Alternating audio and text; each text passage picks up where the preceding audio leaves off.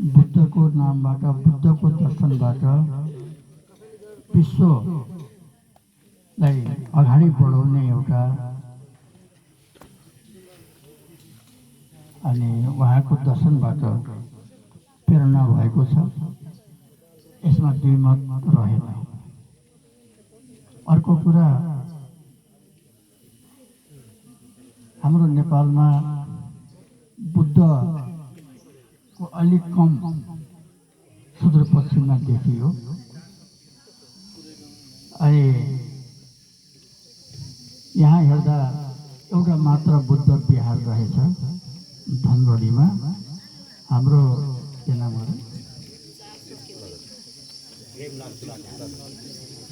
महत्त्वपूर्ण ठाउँमा तुलाधरजीले जग्गा दान गर्नुभएको रहेछ।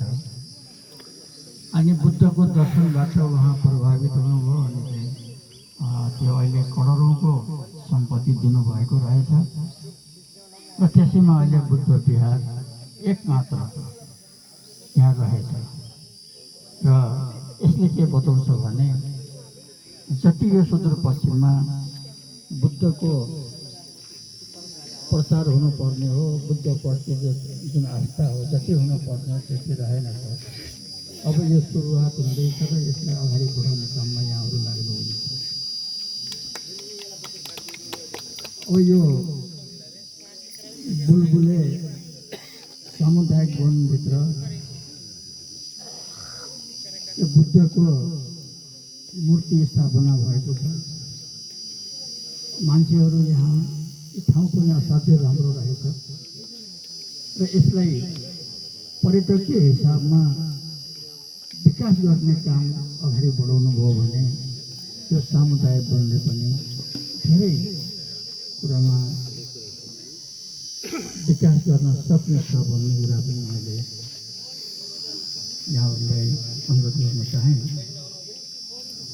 अब यहाँ बुद्ध र अम्बेडकरको नाम जोडिएको देखेँ। अम्बेडकर भनेको भारतका एकजना संविधानदाता, संविधान निर्माता र अम्बेडकरबाटै संविधान बनाएर अहिलेसम्म भारतले त्यो संविधान अगाडि बढाएको छ। उहाँका बाल्यकालहरू हामीले सुन्यौँ भने धेरै दर्दनाकहरू छन्।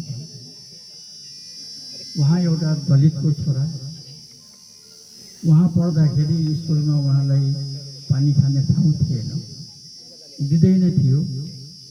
र त्यस्तो अवस्थामा पनि उहाँले मेहनत गर्नुभयो, पढ्ने कुरामा मेहनत गरेर चाहिँ लाग्नुभयो। 1912 मा उहाँले एसएलसी पास गर्नुभयो र उहाँको लगनशीलता, उहाँको चाहिँ उहाँको स्वभाव, उहाँको प्रभाव देखेर कसैले उहाँलाई विदेश पठायो। अमेरिका जानुभयो, अन्य देशहरूमा जानुभयो। नेपालमा छुवाछुत र पानीसँग पिउन नपाउने, एउटा कुनै इरामा गएर चाहिँ पानी खान नपाइने, स्कुलमा बस्दाखेरि अलग्गै बसेर पढ्नुपर्ने यो देख्नुभयो। र अनि चाहिँ विदेशमा गएर उहाँले हेर्दाखेरि यो सबै समान देख्नुभयो। त्यहाँ छुवाछुतको अन्त्य, कुनै छुवाछुत छैन, कुन जात हो के हो भन्ने कुराहरू थिएन। त्यो हेरेर अनि फेरि भारत पनि आउनुभयो। यहाँ पनि उहाँले धेरै सङ्घर्ष गर्नुभयो र अन्तिममा उहाँले सबै कुराहरू, उहाँ हिन्दू धर्म, सनातन धर्ममा जन्मेको मान्छे हो। उहाँले धेरै कुराहरू, भारतमा अधिकारका कुराहरू, छुवाछुतको अन्त्यका कुराहरू, संविधानका कुराहरू, यी सबै सङ्घर्ष गर्दा गर्दै अब मैले कुन आस्था लिने भन्ने कुरामा पनि उहाँ अनि सोच्नुभयो। र उहाँले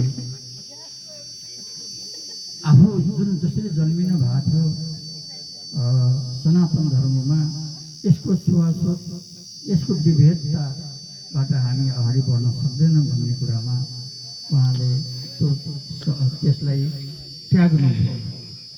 अनि हिन्दू धर्मलाई त्यागेर उनले इस्लाम धर्ममा पनि जानु भएन, अन्य धर्ममा पनि जानु भएन।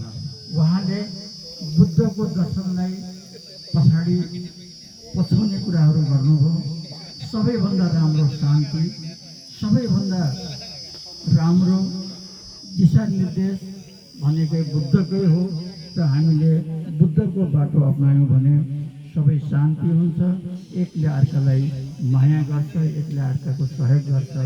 बुद्धमा नै यो ज्ञान छ। बुद्धको ज्ञानबाट हामी सबै समान अधिकार र समानता हामीमा हुनेछ भन्ने हिसाबले उहाँले बुद्ध दर्शनलाई अपनाउनु हो र अन्य धर्मलाई छोडेर बुद्धलाई अपनाएपछि अनि यो अगाडि बढ्यो र आज हुनसक्छ त्यसैलाई लिएर होला अम्बेडकरको पनि यसमा नाम जोडिएको छ।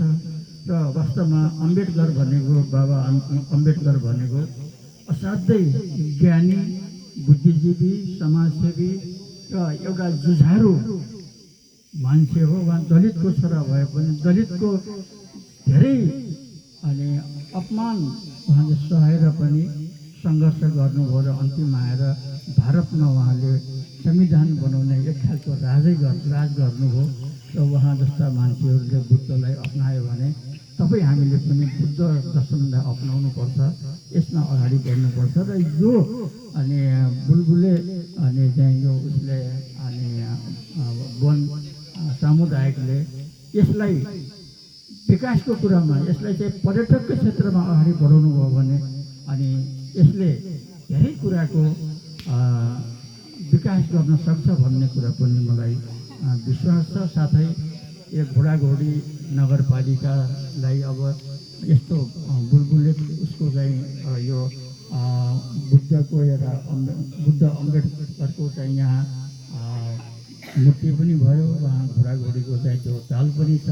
त्यसले गर्दाखेरि यसले धेरै पर्यटकहरूको विषयमा विकास गरेर गयो भने अनि यो नगरपालिका धेरै अगाडि बढ्नेछ भन्ने कुराहरू राख्दै अनि तपाईँहरूले जसरी हामीले बोलाउनु भयो र यस कार्यक्रम महत्त्वपूर्ण कार्यक्रममा अनि सहभागी गर्ने मौका दिनुभयो, आयोजकप्रति धन्यवाद दिँदै आएका सबै साथीहरूलाई पनि मैले सबैलाई धन्यवाद दिँदै आफ्ना कुराहरू अन्त्य गर्छु। हस्।